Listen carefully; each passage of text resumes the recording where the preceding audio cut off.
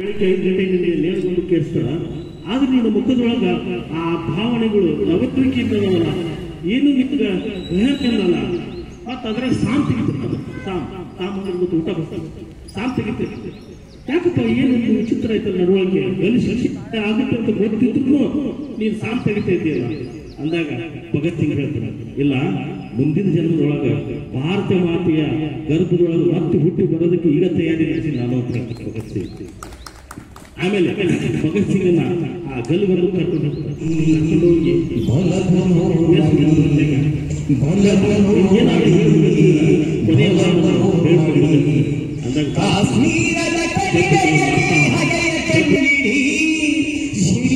ಮಗೆ ಭಯವೇ ನಮ್ಮ ಬಲವು ನೂರ್ ಮಾಡಿ, ಬಲವು ನೂರ್ ಮಾಡಿ, ಬಲವು ನೂರ್ ಮಾಡಿ, ಬಲವು ನೂರ್ ಮಾಡಿ.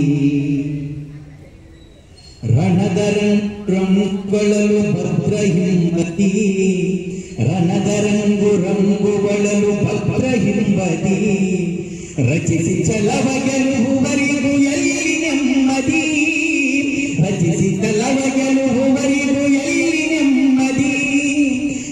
ಸರ್ವಭೂತೇಶು ಮಾತೃರೂಪೇಣ ಸಹಸ್ರಸೇ ನಮಸ್ತಸ್ಸೇ ನಮಸ್ತಸ್ಸೇ.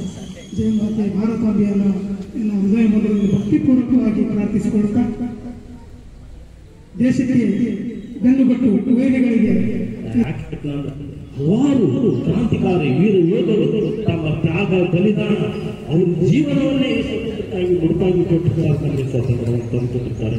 ಅಂತ ಮಹಾನ್ ವ್ಯಕ್ತಿಗಳ ಹಾಕಿಕೊಟ್ಟಿರ್ತಕ್ಕಂಥ ಆದರ್ಶದ ಮಾರ್ಗಗಳನ್ನು ನಾವು ಅನುಸರಿಸಬೇಕಾಗಿದೆ. ಇದರ ಫಲಪ್ರದವಾಗಿ ನಮಗೆ 1947 ಆಗಸ್ಟ್ 15ರಂದು ಸ್ವಾತಂತ್ರ್ಯ ಸಿಕ್ತು.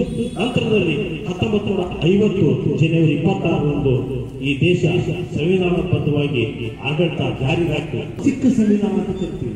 ಅದು ಯಾವ ಸಂವಿಧಾನದ 73ನೇ ತಿದ್ದುಪಡಿ. ಆ 73ನೇ ತಿದ್ದುಪಡಿ ಕಿರು ಸಂವಿಧಾನ ಅಂತ ಯಾಕೆ ಕರಿತೀವಿ ಅಂದ್ರೆ, ಆ 73ನೇ ತಿದ್ದುಪಡಿ ಅನ್ವಯ ರಾಜ್ಯ ನೀತಿ ನಿರ್ದೇಶಕ ತತ್ವಗಳ ಅನ್ವಯ ನಮ್ಮ ಪಂಚಾಯತ್ ರಾಜ್ ವ್ಯವಸ್ಥೆ ಜಾರಿ ಬಂದಿದೆ. ನೋಡಿ, ಇಷ್ಟೆಲ್ಲ ಆಡಳಿತದ ಮಾರ್ಗಗಳು ನಾವೆಲ್ಲ ಅನುಸರಿಸ್ತಾ ಇದ್ದೀವಿ, ಅನುಕರಣೆ ಮಾಡ್ತಿದ್ದೀವಿ ಅಂದ್ರೆ ಹಲವಾರು ಮಹನೀಯರ ತ್ಯಾಗ ಬಲಿದಾನದ ಫಲ ಅಂತ ಹೇಳಿ ನನ್ನ ಮಾತುಗಳನ್ನು ಮುಗಿಸ್ತಾ ಇದ್ದೇನೆ.